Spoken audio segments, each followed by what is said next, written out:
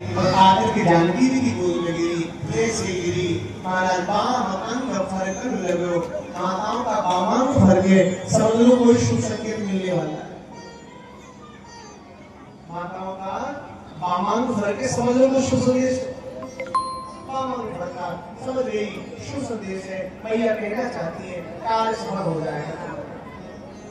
सुन सी असीस हमारी बापू जय मन कामना, इस कामना की तुमने गौरी पूजन किया है वो नित्य होगा, नवीन होगा, जरूर होगा, ऐसा आशीर्वाद दिया।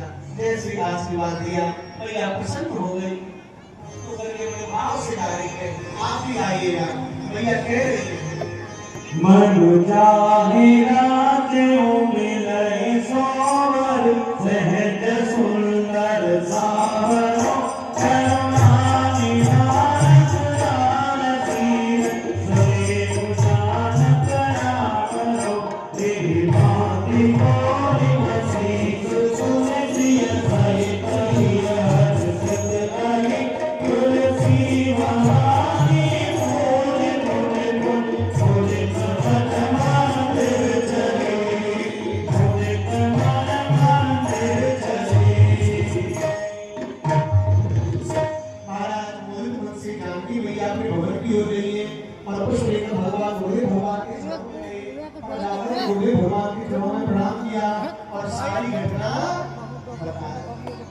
क्या बताई सारी घटना कि गुरुदेव हम वहां गए थे और जब वहां दर्शन कर रहे थे, जिस वाटिका में पुष्टन कर रहे थे, उसी वाटिका में और जनक जी की बिटिया जिसके स्वयंवर के लिए हम आए हैं, जहाँ ये दर्शन जो हो रहा है उनका दर्शन हुआ।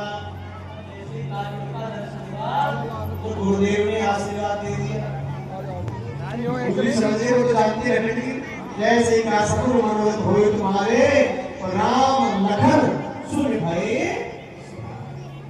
माता जान विचार करिए, गुरुदेव ने आशीर्वाद केवल राम को नहीं दिया, लखन को भी दिया।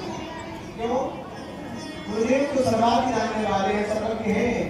गुरुदेव जानते हैं कि राम ने तो जानकी को देखा है, लेकिन जानकी तो 8 सदियों में लक्ष्मणी की पत्नी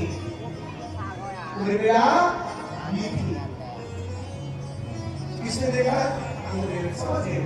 इसीलिए कहा कि राम लखन सुन भये सुखा। आप चिंता न करें, आप दोनों को मेरा आशीर्वाद है और दोनों की जो भी इच्छाएं हैं वो निश्चित सफल होगी। महाराज गुरुदेव के चरणों में प्रणाम किया, बड़ा सुख मिला।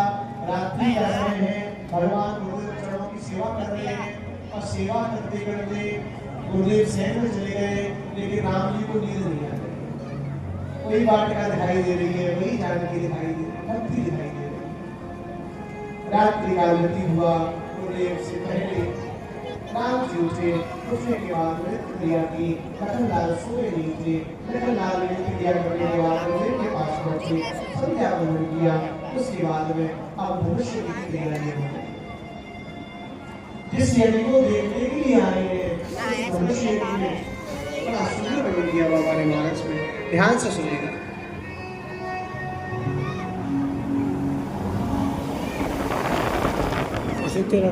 बाबा बड़ा सुंदर वर्णन कर रहे हैं। उठे लखन निश विगत सुन, अर्म सिखा ढूंढ। बाबा कहते हैं लखनलाल जी तो सोए ही नहीं आते, एक ही लालसा लगी रही, कल प्रातः क्या होगा, कल प्रातः क्या होगा। बड़े बड़े दूर से नहीं पाएंगे, बड़े बड़े दूर से भूपति आएंगे। महाराज वर्णन आता है, वर्णन शास्त्रों में आता है, सदा अपने से बड़ों को जाकर के तैयार रहना चाहिए, उनकी सेवा के लिए रहना चाहिए। लखन ने पूछा प्रभु अभी सूर्य उदय नहीं हुआ है। लखन ने कहा भौतिक सूर्य तो नहीं उदय हुआ है, लेकिन प्राकृतिक सूर्य निश्चित उदय हो चुका है, और इस निश्चित उदय होने से अब हमका सबका कल्याण होने वाला है। महाराज बड़ा सुंदर रंगमंच बनाया गया है, धनुष सजा करके रखा गया है, और जो धनुष रखा गया है वहां सब लोग बड़ी तैयारी से बैठे।